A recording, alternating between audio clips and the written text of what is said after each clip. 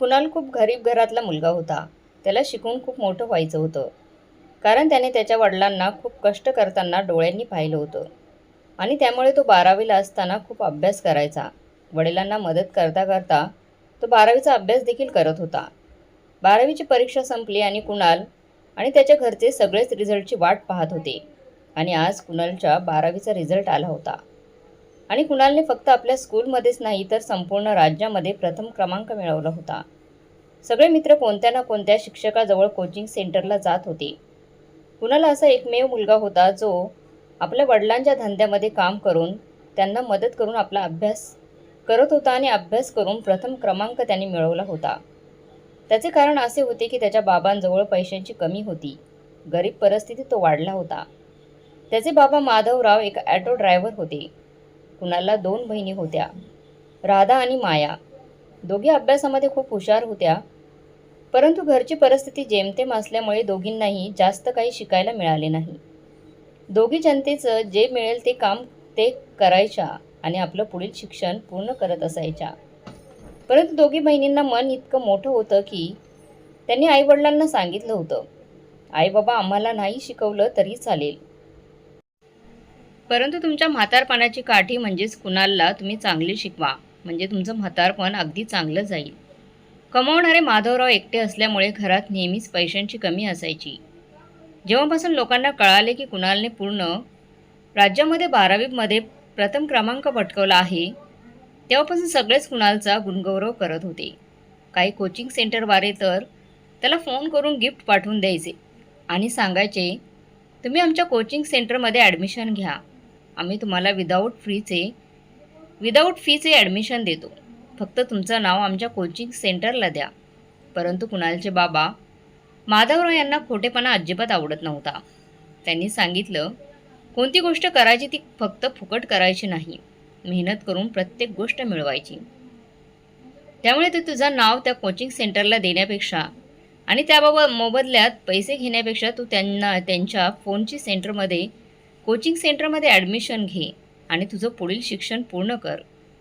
जेव्हा कुणालचं 12वी झाल्यानंतर त्यांनी एका कोचिंग सेंटरमध्ये ॲडमिशन घेतलं आणि पुढील स्पर्धा परीक्षांची तयारी केली आणि अभ्यास तो तिथूनच पुढे सुरुवात केली त्याने. सकाळ संध्याकाळ तो क्लासमध्ये जाऊन अभ्यास करायचा आणि दुपारी उरलेल्या वेळामध्ये आपल्या वडिलांना मदत व्हावी म्हणून त्याने 1 तास आराम करायला लावून तो स्वतः ॲटो चालवायचा. कुणाल हा खूप लहानपणापासून मेहनती होता.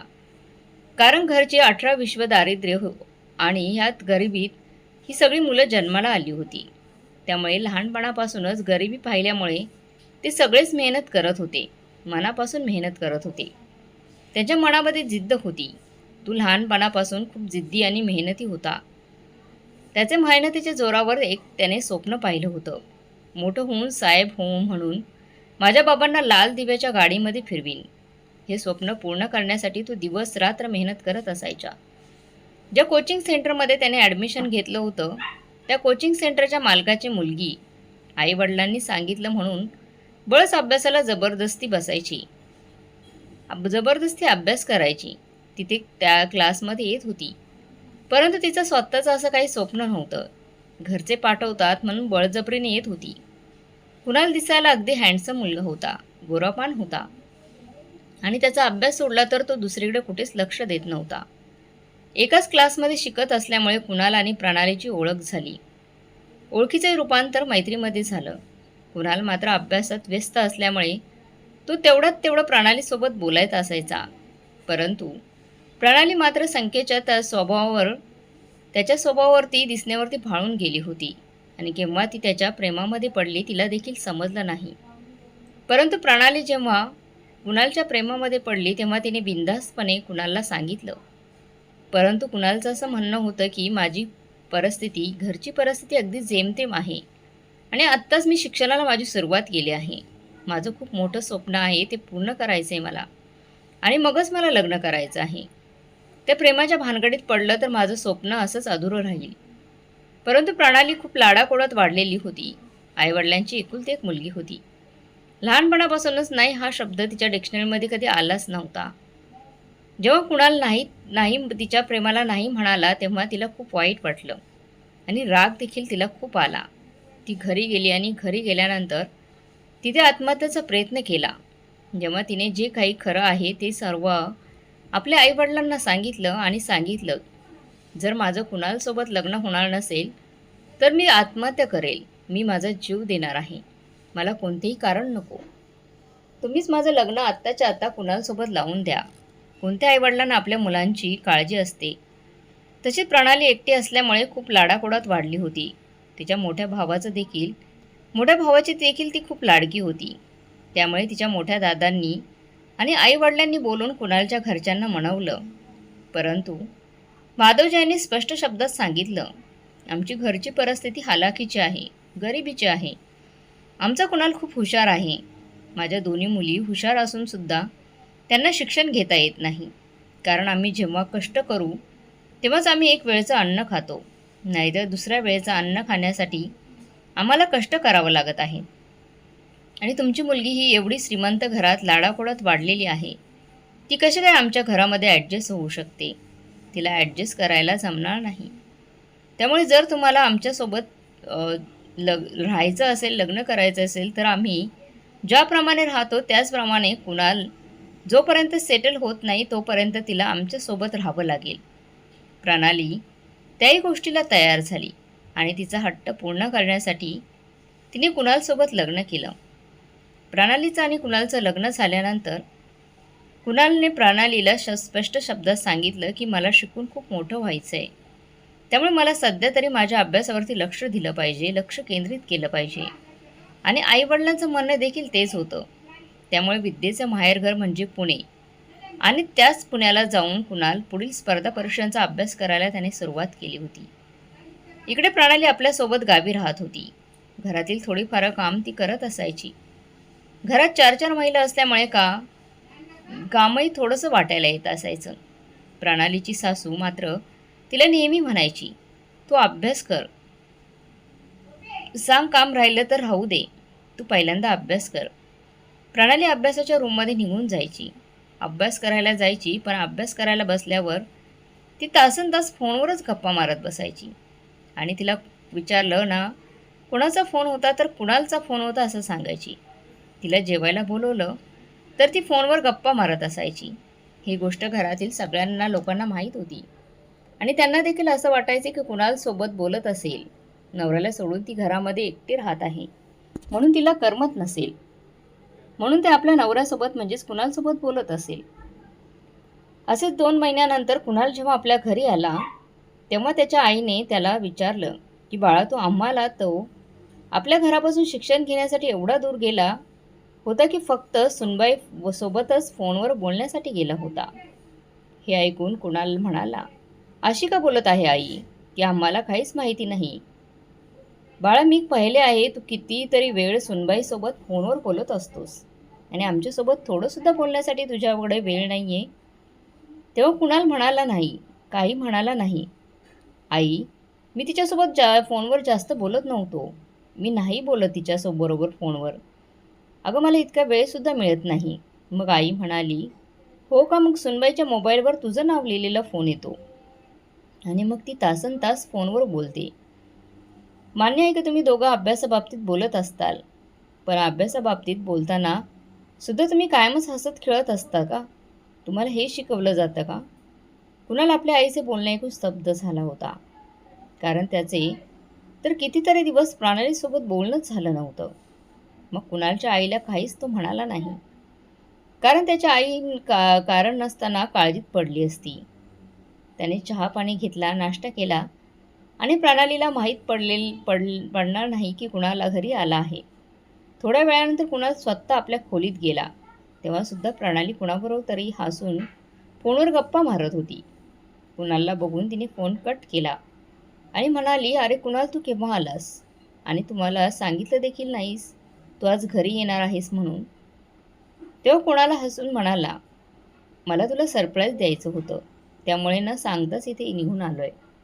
कसं वाटलं माझं सरप्राईज? प्रणाली म्हणाली, खूप छान वाटलं. तर तुला सांगून यायला हवं होतं ना? तेव्हा कुणाल म्हणाला, का तू कोणती तयारी करून ठेवली असतीस का? बरं जाऊ दे, तू लवकर तयार हो, आपण बाहेर मंदिरात फिरायला जाऊ. पण हे काय, तू अजून आंघोळसुद्धा केलेली नाहीस? जा लवकर आंघोळ करून घे. तोपर्यंत मी तुझे नोट्स चेक करतो की तू किती अभ्यास केला आहेस आणि किती अपूर्ण आहे. प्रणालीसुद्धा लगेच उठली आणि आंघोळ करायला निघून गेली. ती बाथरूममध्ये जाताना तिच्या मोबाईलवर फोन आला. तो नंबर कुणालच्या नावाने सेव्ह होता. हे पाहून कुणालला आश्चर्य झालं. अरे मी तर इथेच बसलो आहे आणि माझा मोबाईलसुद्धा माझ्याजवळ आहे. मग प्रणालीच्या फोनवर कुणाल नावाचा कोणाचा फोन येत आहे? कुणालनं फोन उचलला नाही. थोड्या वेळानंतर त्याच नंबरवर कुणालच्या नावाचे 5 मिस कॉल आले होते. कुणालने तो नंबर आपल्या मोबाईलवर घेतला आणि बाहेर जाऊन त्याला फोन लावला आणि म्हणाला की हॅलो, तुम्ही कोण बोलत आहात? कदाचित माझ्याकडून रॉंग नंबर लागला आहे. मी माझ्या मित्राला फोन लावत होतो तेव्हा पलीकडून आवाज आला की मी रोहन बोलत आहे. रॉंग नंबर बोलून त्याने तिकडून फोन कट केला. आता कुणालला पूर्ण विश्वास बसला की प्रणाली त्याला फसवत आहे. सगळ्यांनी एकत्र नाश्ता केला आणि कुणाल आणि प्रणाली मंदिरात जाण्यासाठी घरातून बाहेर निघाले. मंदिरात देवाच्या पाया पडून ते एका नदीच्या किनारी जाऊन बसले आणि इकडच्या तिकडच्या गप्पा मारू लागले. गप्पा मारता मारता कुणाल प्रणालीला विचारलं की तू कोणत्या रोहनला ओळखत आहेस का?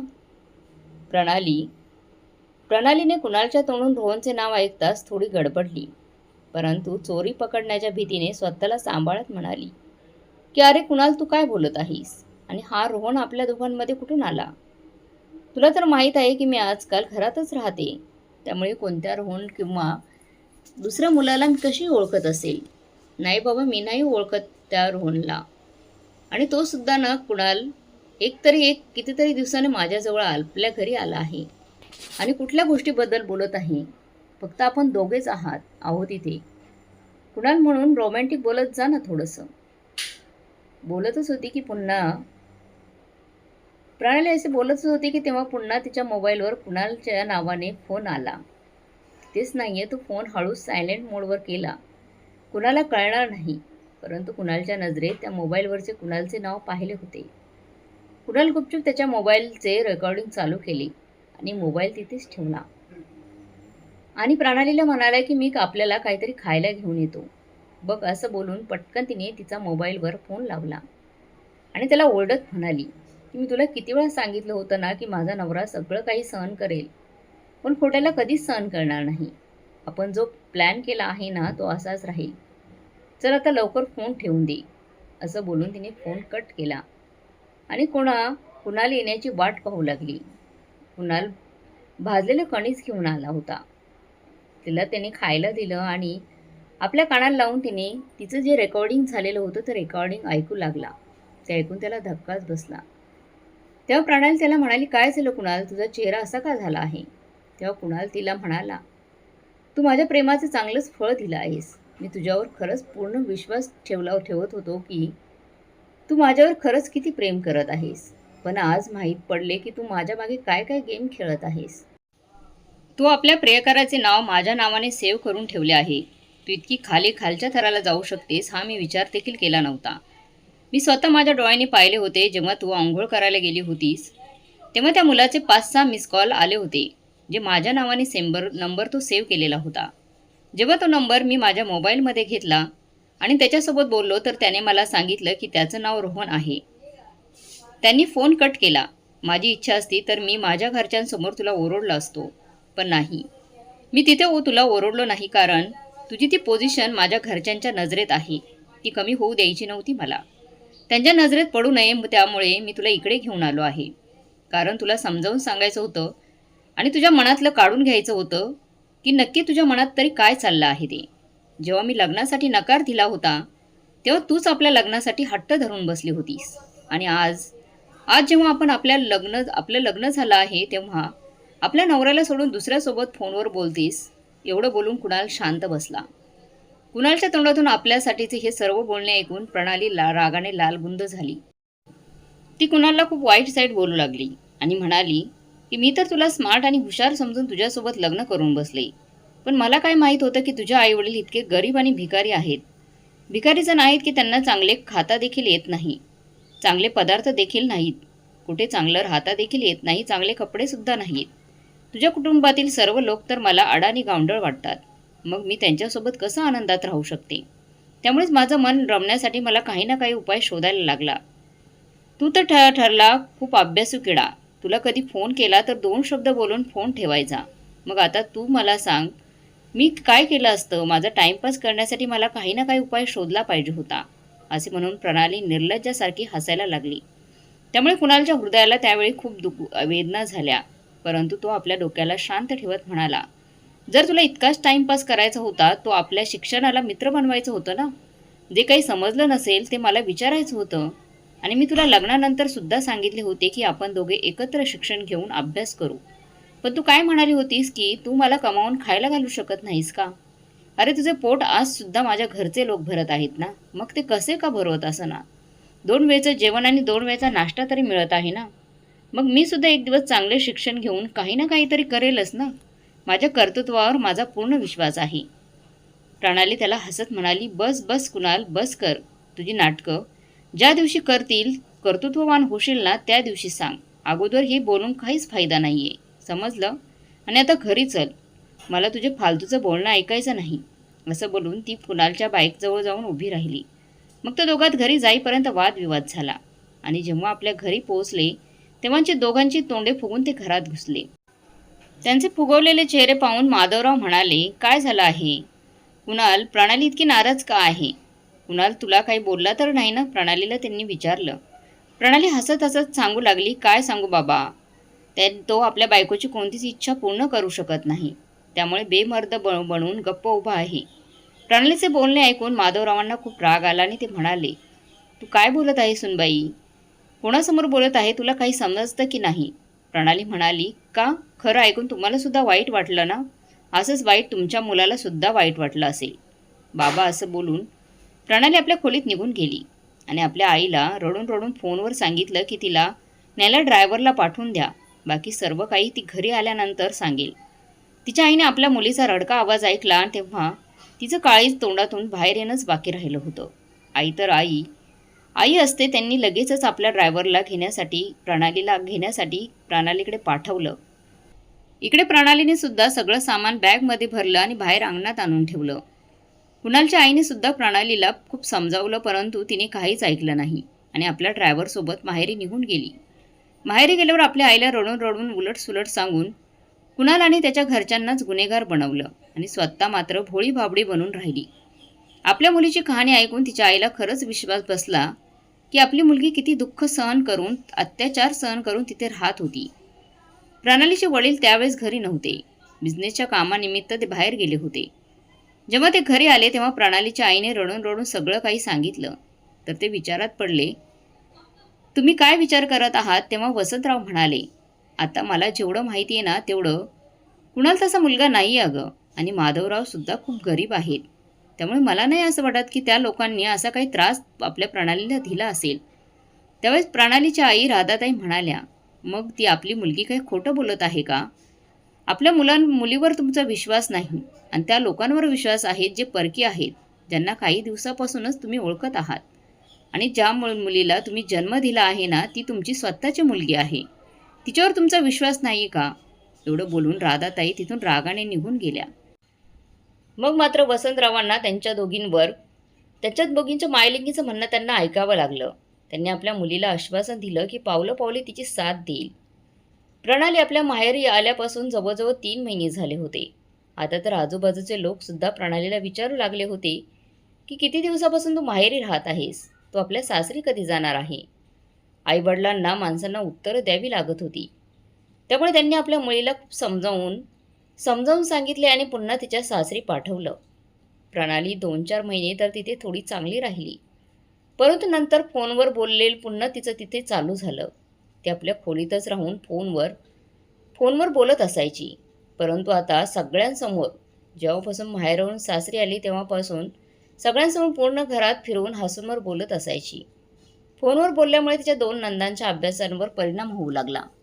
एकतर त्या दोन्ही बिचारी बहिणी घरातील सगळं कामं करून आपल्या आईवडिलांसोबत कष्टाने मेहनतीने जगून सर्व काही शिक्षण पूर्ण करत होत्या.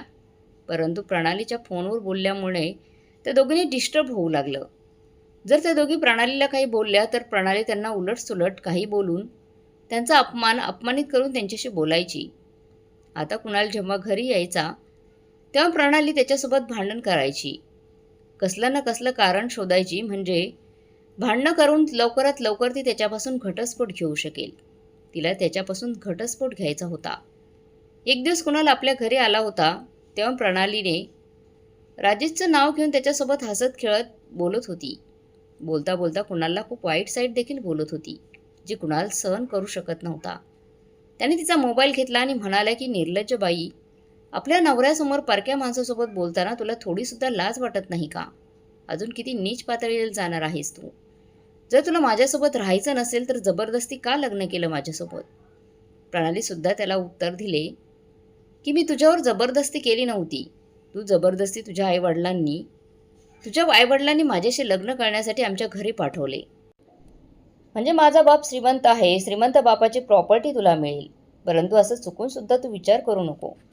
माझ्या बापाची फुकटची कवडीसुद्धा तुला मिळणार नाही आणि ते तुला देणारही नाही, समजलं का? असं उलटसुलट बोलून गेली. आणि यावेळेस तर तिने मनात पक्क करून ठेवलं होतं की कुणालला घटस्फोट नक्कीच देणार आहे. कारण तिने आपल्या प्रियकर रोहनसोबत पक्क करून ठेवलं होतं की ते दोघंजण लग्न करणार आहेत. कुणाललाही घाबरण्याची काहीच गरज नव्हती. त्यामुळे प्रणाली नंतर कोणालाच न घाबरता त्या बिंदास त्या घरात राहत होती. ना घरात कोणाचं ऐकत होती, ना घरातलं कोणतं काम करत होती. तिला तर लवकरात लवकर कुणालसोबत घटस्फोट देऊन नवीन आयुष्य जगायचे होते. पुन्हा एकदा प्रणाली आपल्या माहेरी निघून गेली. आणि माहेर निघून गेली ती मनात तिने पक्क केलं होतं की आता काही झालं तरी कुणालला घटस्फोट देणार. त्यानंतर घटस्फोटाचे पेपर सांगून तिने पाठवून दिले. आणि जेव्हा घटस्फोटाचे पेपर कुणालने आणि त्याच्या घरच्यांनी पाहिले तेव्हा त्यांच्या पायाखालची जमीनच सरकली. ही गोष्ट त्यांना सहन झाली नाही आणि कुणालचे आजोबा ती बातमी ऐकून स्वर्गवासी झाले. आपल्या पतीच्या दुःखात बुडालेल्या त्याच्या आजीसुद्धा काही महिन्यांनी स्वर्गवासी झाल्या. या गोष्टीचा खूप मोठा धक्का माधवरावांना लागला होता. परंतु त्यांनी आपल्या मनातील गोष्ट मनातच दाबून ठेवली. तिकडे कुणाल आणि प्रणालीची केस कोर्टामध्ये चालत राहिली. 1 वर्षानंतर जज साहेबांनी निर्णय सांगितला की कुणालला अजूनही काहीच कमवत नाहीये. त्याच्या वडिलांची आर्थिक स्थितीसुद्धा खूप चांगली नाहीये, गरीब परिस्थितीत आहेत. ते तिला 4,4 हजार रुपये पोटगी देण्यात यावी त्यांनी. ते 4,000 रुपये प्रणालीसाठी तर एकदम 4 रुपयांसारखे होते, कारण ती मोठ्या बिझनेसमॅनची मुलगी होती. परंतु ते 4,000 रुपये कुणालसाठी 40,000 रुपयांच्या बरोबर होते. तरी त्याला नाईलाज आणि कोर्टाचा आदेश त्याला मान्य करावा लागला. आता कुणालला आपली आई आणि बहिणींना सोडून दुसऱ्या मुलीचा तिरस्कारच वाटावा लागला. त्याला त्या दिवसात कोसत होत्या ज्या दिवशी त्याची मैत्री प्रणालीसोबत झाली होती. त्याचे आता फक्त एकच लक्ष होते, ते म्हणजे अभ्यासावर लक्ष केंद्रित करणे. कधीकधी त्याच्याकडे पैशांची तंगी असायची. प्रणालीला तर महिन्याला 10 तारखेला 4,000 रुपये द्यायला लागायचे. तेव्हा तो कधीकधी रडायचा की त्याच्याकडून किती मोठे पाप झाले आहे, किती मोठी चूक झाली आहे, जी त्याला आयुष्यभर भोगायला लागणार आहे. असेच दिवसामागून दिवस जात होते. नंतर एक दिवस कुणालने ऐकले की प्रणाली तिच्या प्रियकरासोबत आपल्या मम्मी पप्पांच्या घरून खूप सारे पैसे दागिने घेऊन पळालेली आहे. ते पप्पा वसंतराव खूपच इज्जतदार माणूस होता. मुलगी पळून गेली ही बातमी आगीसारखी पसरत होती. आता कुणाल त्याच्या वकिलांनी सांगितले की घटस्फोटित पत्नी दुसऱ्या पुरुषाबरोबर पळून गेली असेल किंवा त्याच्यासोबत लग्न केलं असेल तर तिच्या पहिल्या नवऱ्याकडून तिला पोटगी द्यायला लागत नाही. सगळे पुरावे गोळा करण्यासाठी तिच्या मम्मी पप्पांजवळ चौकशी केली, खरंच ती पळून गेली आहे का? तेव्हा तिच्या मम्मी पप्पांनी सांगितले की होय, ती खरंच पळून गेलेली आहे. आणि फक्त पळून गेली नाही तर एका मंदिरात जाऊन लग्नसुद्धा केलेले आहे. तिने तिचा फोटोसुद्धा पाठवला होता. असे बोलून कुणालने त्यांनी फोटोसुद्धा कुणालला दिला. कुणाल फोटो आपल्या मोबाईलमध्ये घेतला आणि कोर्टामध्ये जाऊन साहेबांना दाखवला. त्याच्या पत्नीने म्हणजेच प्रणालीने दुसरे लग्न केले आहे. त्यामुळे कायद्याने माझ्यावर तिचा कोणताही अधिकार नाही की ती माझ्याकडून ती पोटगी घेईल किंवा मी तिला पोटगी देईल. जज साहेबांनी सगळे पुरावे पाहिले आणि कुणालला निर्णय ऐकवला की तो या केसमधून पूर्णपणे निर्दोष सुटलेला आहे. आता प्रणाली आणि रोहन जोपर्यंत त्यांच्या सोन्याचे पैसे, दारू, दागिने होते तोपर्यंत तर आनंदाने जीवन व्यतीत करत होते. पण जसजसे पैसे आणि दागिने संपले, रोहन म्हणाला की तुझ्या बँकेतून कुणालने पाठवलेली पोटगी बाहेर काढ, तेव्हाच आपल्या पोटात अन्न जाईल, नाहीतर आपण उपाशी मरू. परंतु प्रणालीचं म्हणणं होतं की ते पैसे बँकेत जमा राहू दे. आता रोहनने काहीतरी कामधंदा करावा, म्हणजे त्यांचा संसार चालेल. परंतु रोहन तर काही कमवतच नव्हता. श्रीमंत मुलीला आपल्या प्रेमाच्या जाळ्यात फसवायचा आणि त्याच पैशांवर ऐशोआरामात आयुष्य जगायचं. जेव्हा सगळे पैसे संपतील तो रात्रीच त्या मुलीला सोडून फरार होऊन जात असायचा. तेव्हा प्रणाली त्याला काम करण्यासाठी सांगितले तेव्हा तो तिच्यावर भडकला आणि म्हणाला, मी तुझ्यासाठी काम करणार, हा तू विचारसुद्धा कसं करू शकतेस? मी काम करून तुझं पोट भरणार, तुला माहीत आहे का मी किती मोठ्या श्रीमंत बापाचा मुलगा आहे. तू फक्त तुझ्या बँकेतून पैसे बाहेर काढ, मग मी माझ्या बँकेतून पैसे बाहेर काढून आणतो आणि मग बघ मी कसं तुला राजा राणीसारखा ठेवतो. प्रणालीला खरे वाटले.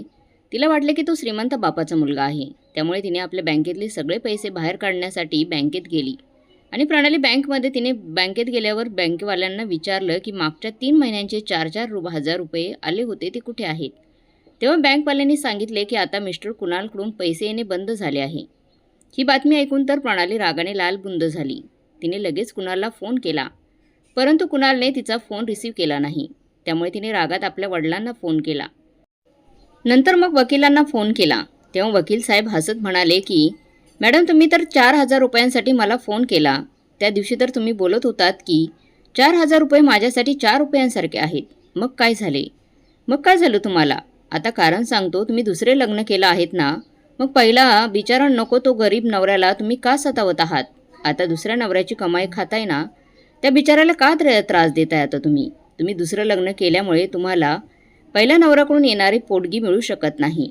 ही गोष्ट प्रणालीने सुद्धा ऐकली, परंतु त्यावेळेस त्याने प्रणालीला दिले की काळजी करण्याचं काहीच गरज नाही, आपण दोघे मिळून काही ना काही करू. आता प्रणाली रूमवर कोर्ट मॅरेज करण्यासाठी दबाव टाकू लागली. परंतु रोहन खूपच हुशार मुलगा होता. तो लग्नासारख्या गोष्टीत फसणारा नव्हता. त्यामुळे लग्नाचा विषय तो टाळत होता. जोपर्यंत प्रणालीजवळ पैसे होते तोपर्यंत तिला चिटकून राहत होता. आता पैसे संपू लागले तेव्हापासून त्या दोघांमध्ये भांडणं होऊ लागली आणि एक दिवस रोहन प्रणालीला रात्री गाढ झोप येत असताना तिथून पळून निघून गेला. प्रणाली जेव्हा दुसऱ्या दिवशी झोपेतून उठली तेव्हा तिने रोहनजवळ आपल्याजवळ पाहिले नाही. तेव्हा तिने सगळीकडे त्याला शोधले, परंतु रोहन तिला भेटला नाही. तिने त्याला खूप फोन लावण्याचा प्रयत्न केला, पण त्याचा फोन बंद येत होता. तिने रात्रीपर्यंत त्याची वाट पाहिली, हा विचार करून की तो कोणत्या तरी अचानक कामासाठी बाहेर गेला असेल, परंतु तो रात्री पण देखील घरी आला नाही. आता मात्र प्रणाली खूप घाबरली की लगेच ती तिच्या मम्मीला राधाला फोन लावला. तेव्हा त्यांनी फोन उचलला नाही म्हणून त्यांनी आपल्या मोठ्या दादाला फोन लावला. त्याने फोन उचलला नाही.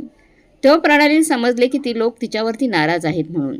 तिने विचार केला की स्वतः घरी जाऊन आपले मम्मी पप्पांना रोहनचे सगळे काही सत्य सांगेल, मग ते लोक तिला समजावून घेतील. त्यामुळे तिने हिंमत केली आणि आपलं सगळं सामान घेऊन आपल्या माहेरी निघून गेली.